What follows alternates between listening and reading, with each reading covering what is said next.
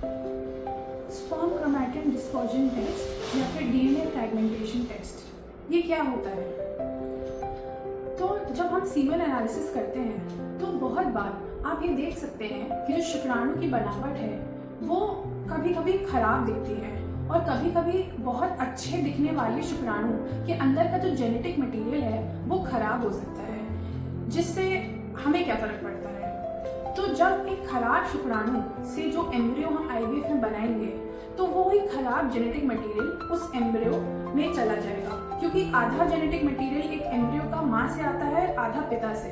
तो खराब बनावट के शुक्राणु या फिर जिनका जेनेटिक मटेरियल खराब है उससे हमारा वो एम्ब्रियो बनेगा जिसकी क्वालिटी अच्छी नहीं है। ऐसे एम्ब्रियो से प्रेगनेंसी तो आ जाएगी, बट वो प्रेगनेंसी 9 महीने चले इसकी कोई गारंटी नहीं होती।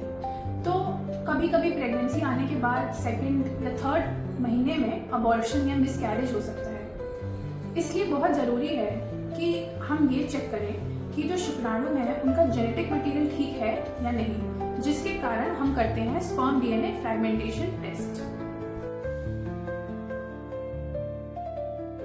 तो इस टेस्ट को करने के बाद हमें 3-4 तरीके के प्रमाण मिल सकते हैं।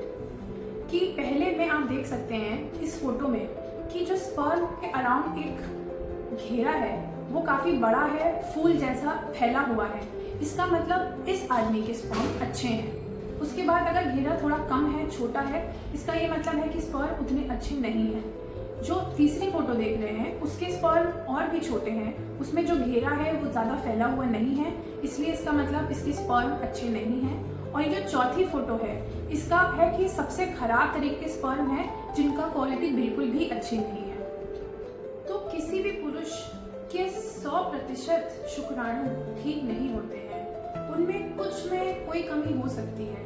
तो हमने एक इंडेक्स निकाला है कि हम देख पाए कि अगर आपके खराब शुक्राणु 15% से कम है तो ये अच्छी बात है। अगर आपके 15 से 30% खराब शुक्राणु हैं तो ये मध्यम क्वालिटी के स्पर्म है। और अगर आपके 30% से ज़्यादा ऐसे खराब शुक्राणु जिनका जो घेरा है वो कि बहुत ही छोटा है या ना के बराबर है, तो इसका मतलब कि उस पुरुष के शुक्राणु में बहुत ज़्यादा डीएनए फ्रैगमेंटेशन है।